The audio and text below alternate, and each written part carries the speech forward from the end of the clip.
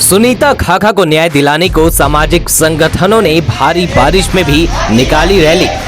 आदिवासी युवती सुनीता खाखा को न्याय दिलाने को लेकर सामाजिक संगठन संथाल परगना में रैली निकालकर विरोध प्रदर्शन किया। भारी बारिश में विरोध प्रदर्शन करते हुए युवक युवतियां डीसी कार्यालय पहुंचे। मानवता को शर्मसार करने वाली घटना रांची के अशोक नगर में गुमला की आदिवासी युवती सुनीता खाखा को बंधक बनाकर अमानवीय घटना और अत्याचार करने वाली घटना की निंदा करते हुए दोषी को सजा और पीड़िता को 50 लाख रुपए मुआवजा देने की मांग की। संगठन ने बेटियों को न्याय जातिवाद के आधार पर नहीं करने का प्रशासन से अपील किया। संगठन ने भाजपा को आड़े हाथ लेते हुए जाति देख मुआवजा देने और राजनीतिकरण का आरोप लगाया है। यहाँ बता दें कि पूर्व आईएएस की पत्नी व भाजपा नेत्री सीमा पात्रा और उनकी बेटी द्वारा अमानवीय व्यवहार व अत्याचार का आरोप लगा है। यहाँ बता दें कि मामले को गर्माता देख भाजपा ने सीमा पात्रा को पार्टी से निष्कासित कर दिया है। वहीं मामले में पुलिस सीमा पात्रा के खिलाफ मामला दर्ज कर गिरफ्तार कर जेल भेज दी है।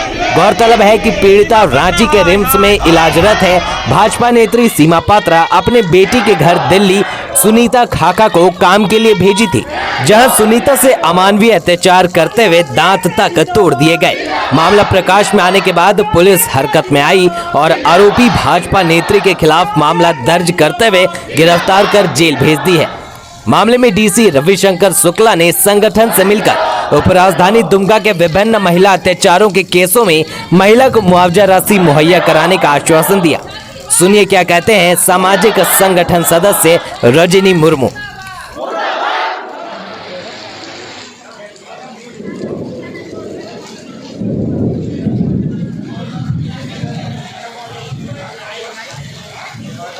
मुख्यमंत्री कहते हैं कि मेरी नजर हर मामले में है। आप क्या नजर देख रहे हैं? आपकी पुलिस किस तरह से समझौता कराती है हर जगह।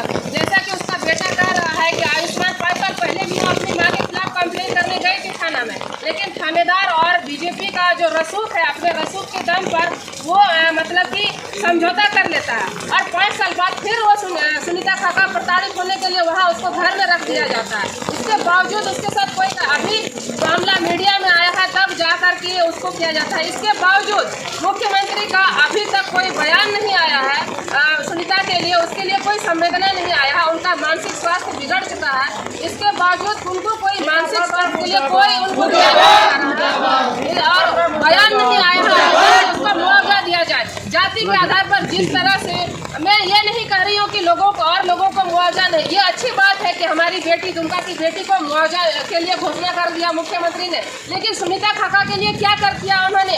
ये तो जिंदा लाश बन गई, मतलब एक तरह से जिंदा लाश है वो भी तो मर गई है, जीते जी उसको मार दिया गया है।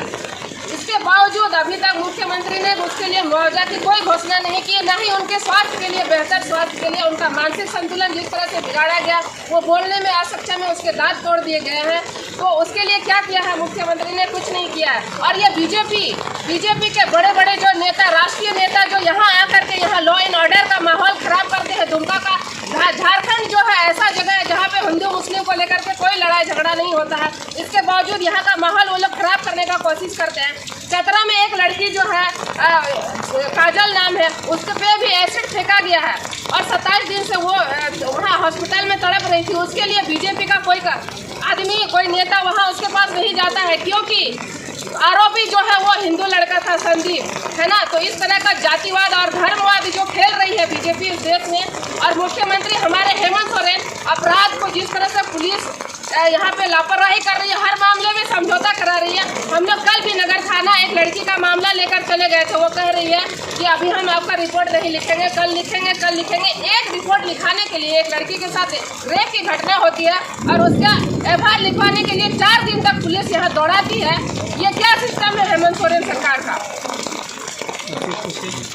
आप लोगों की क्या मांग है अभी? हम लोग ये चाहते हैं कि लड़कियों को धर्म और जाति के आधार पर बांटना बंद करे सरकार, और ये नेता जो है बीजेपी के या जेएमएम के जो भी है, ये लोग धर्म के आधार पर लड़कियों को बांट। हमारे साथ तो ये दिक्कत है, बीजेपी तो आदिवासी लड़कियों के लिए बोलेगी नहीं, है ना। वो अपनी लड़कियों के नाम पे राजनीति करेगी, अपनी लड़कियों के लिए तो बोलेगी नहीं, आदिवासी लड़कियों के लिए। और हेमंत सरकार किसी भी आंदोलन, उग्र आंदोलन जहाँ तलवार भांजते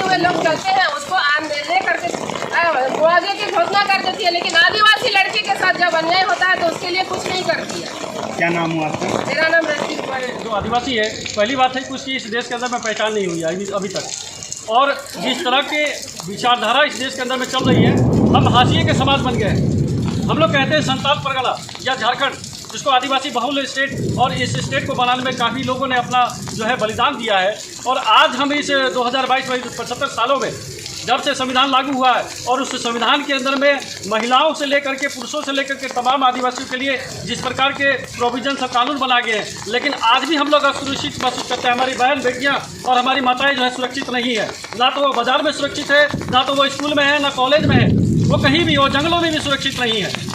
तो इस तरह की जो घटनाएं चल रही है कि जिस तरह की मानसिकता वाले लोग आज इसलिए भी हमारे साथ इस तरह का डिस्क्रिमिनेशन होता है, क्यों जाते हैं कि आदिवासी के साथ अगर हम कुछ भी कर देते हैं, जानवरों की तरह उसके साथ सलूक कर देते हैं, तो कुछ बोलने वाला नहीं है। लेकिन इस देश के अंदर में किसी धर्म विशेष के या संप्रदाय विशेष के साथ अगर इस तरह की क्रूरतापूर्ण व्यवहार होता है उसके बहनों के साथ या किसी भाइयों के साथ, तो पूरा देश खड़ा हो जाता है।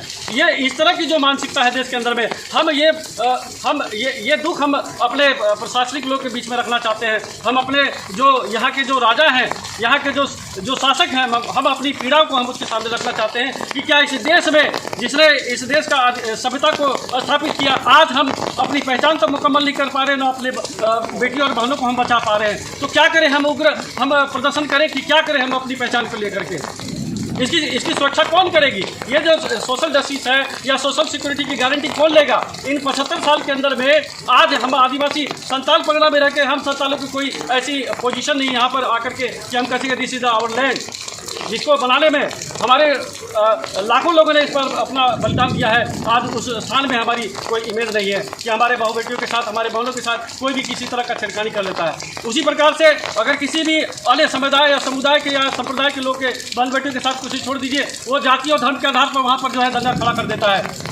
144 लागू हो जाता है। लेकिन जब हमारी सुनीता बहन होती है, उसके साथ जिस तरह से क्रूरतापूर्ण व्यवहार किया गया है, या जितने भी बहनों के साथ हुआ है आज तक जो लिस्टेड है, और जिसका अभी रजनी बहन कह रही थी कि उस बहन के साथ रेप हुआ है, यहाँ तक कि पुलिस प्रशासन ने उसका FIR भी दर्ज करने के लिए उन्होंने जो है तैयार नहीं हुए। तो इस तरह का जो भेदभाव नीतियाँ जो चल रही है, हम वो बर्दाश्त नहीं करेंगे। क्या लगता है कि जब प्रेशर में सरकार आती है